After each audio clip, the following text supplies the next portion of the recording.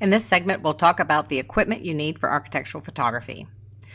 Architectural photography is one of the few types of photography that your camera is going to make a significant difference. The most popular types of cameras are full-frame cameras and crop sensor cameras. A full-frame camera has a larger sensor than a crop camera and gives you a larger frame of view. The crop sensor cameras gives you a crop of the full-frame camera, as you see here. So with the same photo taken at the same distance, at the same lens, your field of view is decreased with a crop sensor camera. Full-frame sensors also have more light gathering ability, therefore they handle low light with higher ISO settings much better than a crop sensor camera. Full-frame sensors will also have a broader dynamic range. Since quite a bit of architectural photography is done with a wide-angle lens, you can see how this will affect your final image. However, you can certainly capture great images with a crop sensor as well, so don't give up if you don't own a full-frame camera. There are plenty of photographers who have created amazing images without a full frame. Lenses. Generally the most important investment that you can make. It does come with a cost. We're going to go over several different types of lenses as you see here, and we'll start with the wide-angle lens. A good wide-angle lens like this one, a 16 to 35 millimeter f2.8, is going to give you a super wide view, which kind of enables you to get into a tighter shooting area and more expansive views. The downfall of the wide-angle lens is keystone distortion. You're going to see the buildings look like they're falling backwards. And that's called a keystone distortion, and there's several things that you can do to correct it. We'll talk about that during this course, but know that that's one of the consequences of the wide-angle lens. The 15 millimeter 2.8 fisheye lens is a super fun lens. It's ultra wide angle for tighter shooting, so you can get in tighter spaces. It also gives you expansive views like you see here with the Eiffel Tower. The downfall of the fisheye lens is the bulbous distortion, which is not desired all the time, but certainly can be appreciated in many applications such as this. There is a way to fix the bulbous distortion, and we'll also talk about this in this course. A good telephoto 7200 2.8 lens is also going to be beneficial because it's going to minimize that distortion. So why don't we use it all the time? Because you're going to have to stand really far away from the building. So as you can see here in this diagram, the building is in red. My fisheye point of view, I was right on top of the building and still able to capture the entire building. A little step away from that was where I was, or with the wide-angle lens. And all the way about a block away, I was standing with the telephoto lens in order to capture those photos.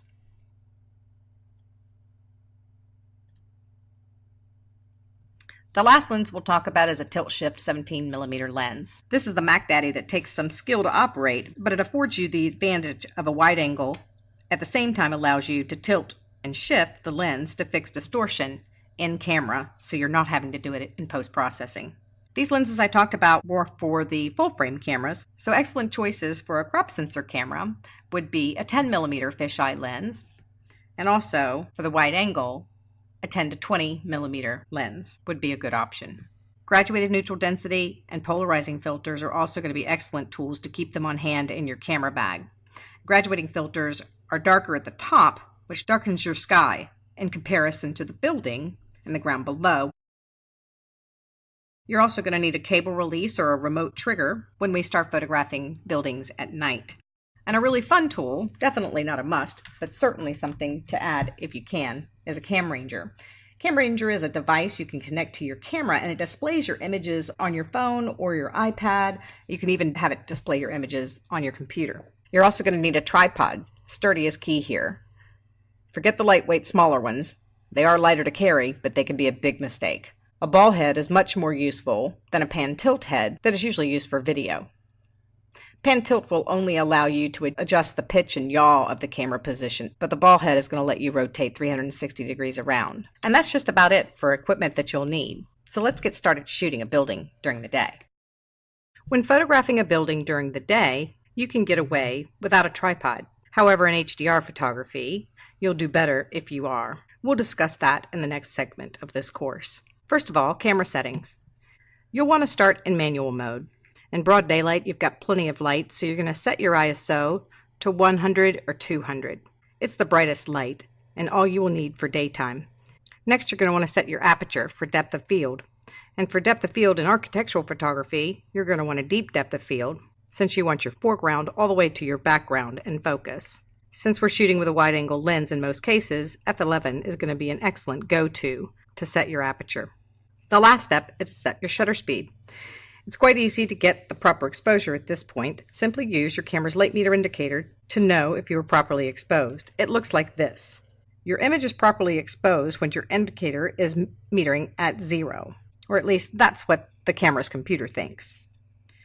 Remember, it is a computer and it may not be the absolute best, but it will definitely get you your starting point. An underexposed image will look like this. But if you watch the meter indicator while adjusting your exposure, you'll eventually see the indicator on 0 and see you have proper exposure. The point of doing this manually is to understand you don't have to stay on 0. You'll find that sometimes the best image is going to be a little darker or a little lighter. When photographing architectural photography, you'll want to walk around the property looking at all possible perspectives, leading lines that make your composition better, and patterns that can be interesting. Look for reflections. Be sure to keep your camera level. One of the biggest no-nos and biggest distractions in architectural photography can be a wobbly horizon line. During the day, the first thing we're going to notice is a lack of dynamic range.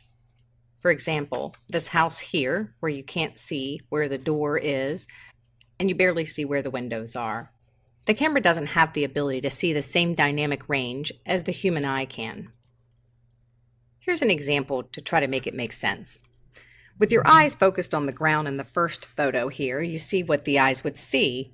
We can see the detail of the ground and the bottom of the Eiffel Tower. And as the eyes go to the top of the image, we see the sky in good color.